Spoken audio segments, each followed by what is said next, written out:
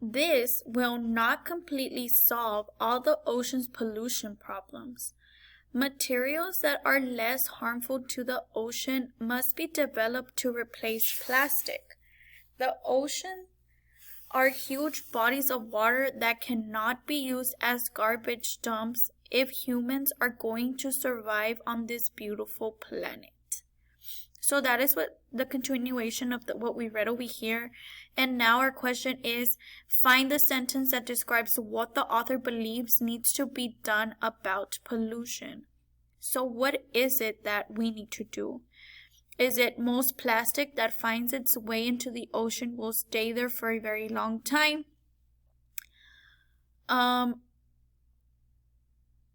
Bojan Slot is a young man from Holland who got an idea as a teenager. Or materials that are less harmful to the oceans must be developed to replace plastic.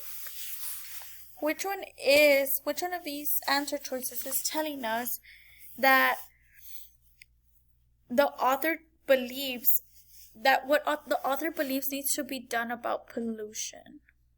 So I'll give you a minute to think about it.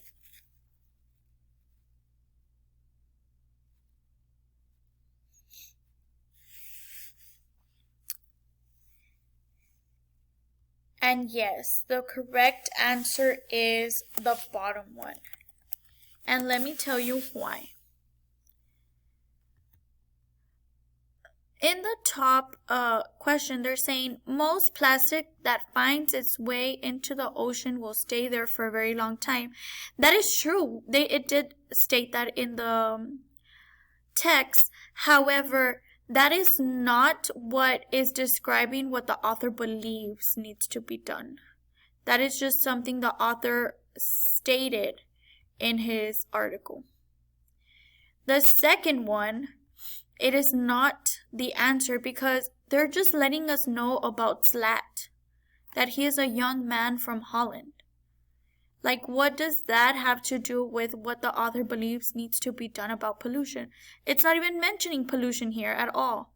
So that is why that is not the answer choice either. And then the bottom one, it says materials that are less harmful to the oceans must be developed to replace plastic. That is what he's trying to get across his text right here. That in order to stop pollution, we need to create things that can replace plastic. That way we don't throw so much plastic away and all that plastic does not end up in the ocean, which harms the animals. So he thinks we need to replace plastic. That is the whole purpose of this paragraph right here. So awesome job, boys. Now we're going to go to biology. And here it says, this pond food web shows the flow of energy between some organisms. So here is a pond food web. These are all the organisms in the food web and how the food web works. So here we have the zooplankton.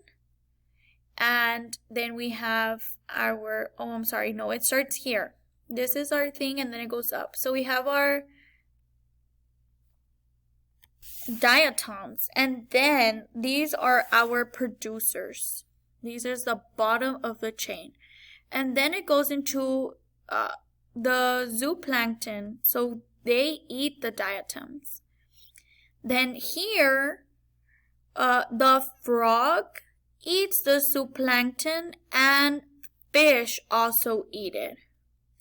And then here is where it starts expanding because the frog eats the zooplanktons, but then the cricket eats the frog and the snake does as well.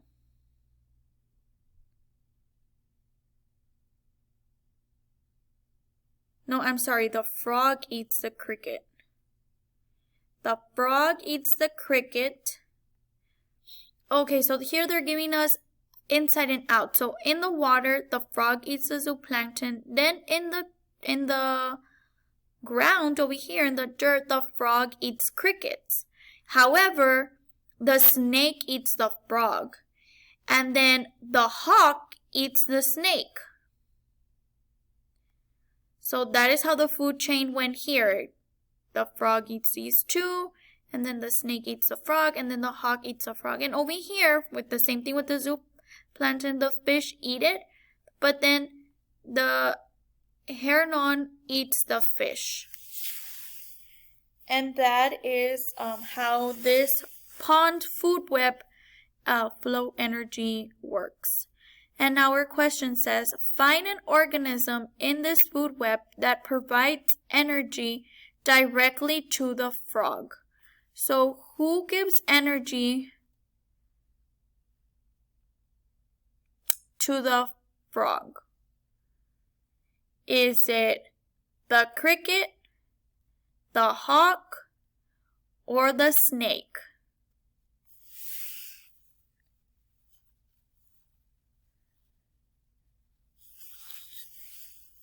Yes, good job. It is the cricket. So here I'm going to put correct.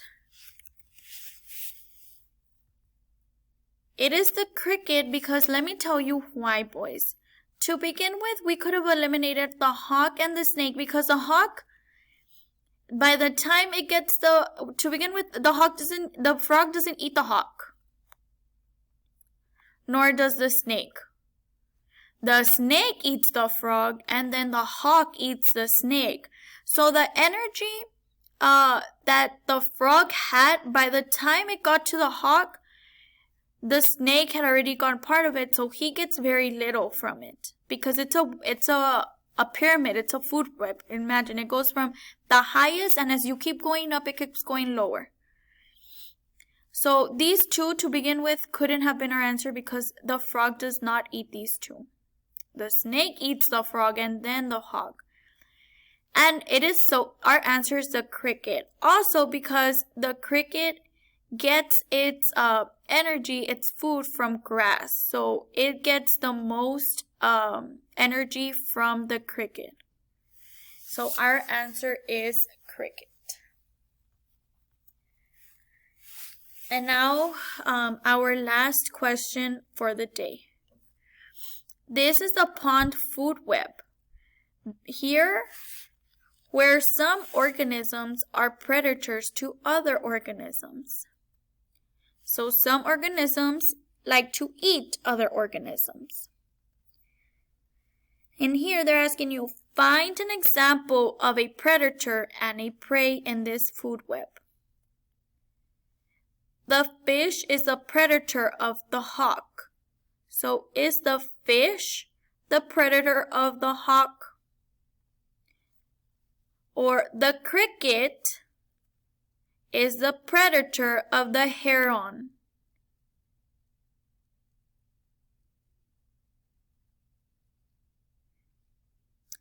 Or is the snake the predator of the frog? Which one do you think is correct?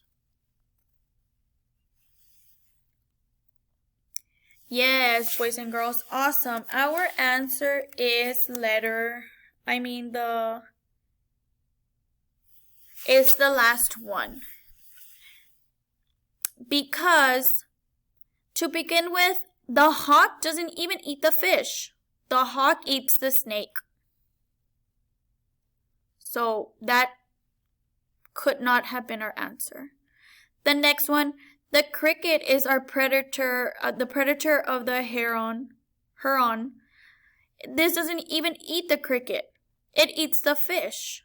So this could have not been our answer either. And here we know that the snake does eat the frog.